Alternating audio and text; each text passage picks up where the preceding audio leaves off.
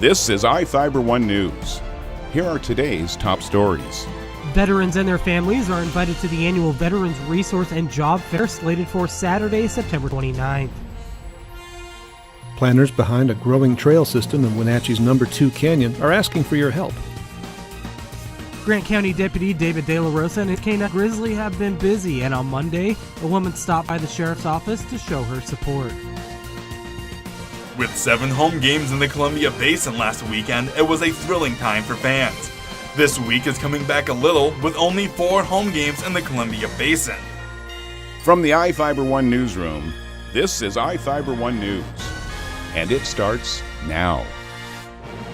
Veterans and their families are invited to the annual Veterans Resource and Job Fair slated for Saturday, September 29th.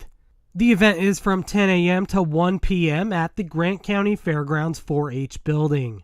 Veterans from all eras, service members, and their families can get information on employment opportunities and speak with representatives from the U.S. Veterans Administration, other veteran organizations, and community partners.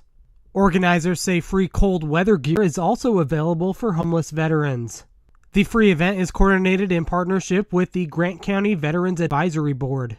For more information, contact Eileen Boylston at 509-766-4111. This is Joe Utter for iFIBER 1 News. This segment is brought to you by Change doesn't have to be complicated. With a low-profile microwave hood combination that's ready to install right out of the box. It fits in the same space as your under-cabinet hood, so you can get your microwave off the countertop and make space for the routines worth keeping. The low-profile microwave hood combination from the #1 selling appliance brand in the USA. Whirlpool Appliances, now available at more furniture in Ephrata. Bike trails don't just happen. Planners behind a growing trail system in Wenatchee's No. 2 Canyon are asking for your help. They're organizing an October 13th trail building party to help with the project. The goal is to build 1 mile of new trail on what will eventually be a nearly 30-mile complex. The Evergreen Mountain Bike Alliance is organizing the push. There are already 6 miles of trail on the route, and the remainder is expected to take 4 or 5 years over multiple phases. When complete, it should include parking, a restroom, and road improvements near the trailhead. The work party runs from 8:30 in the morning to 2 p.m. Carpooling is necessary due to limited on-site parking. Jefferson Robbins, iFIBER 1 News. This segment is brought to you by Your taste buds bored? Well, then bring them to Jay's Teriyaki. Not only does Jay's have a variety of teriyaki dishes, they also offer mouth-watering salads and sides. Call Jay's 509-764-5155. Jay's Teriyaki, located at 123 East Broadway in Moses Lake, because it's all in the sauce.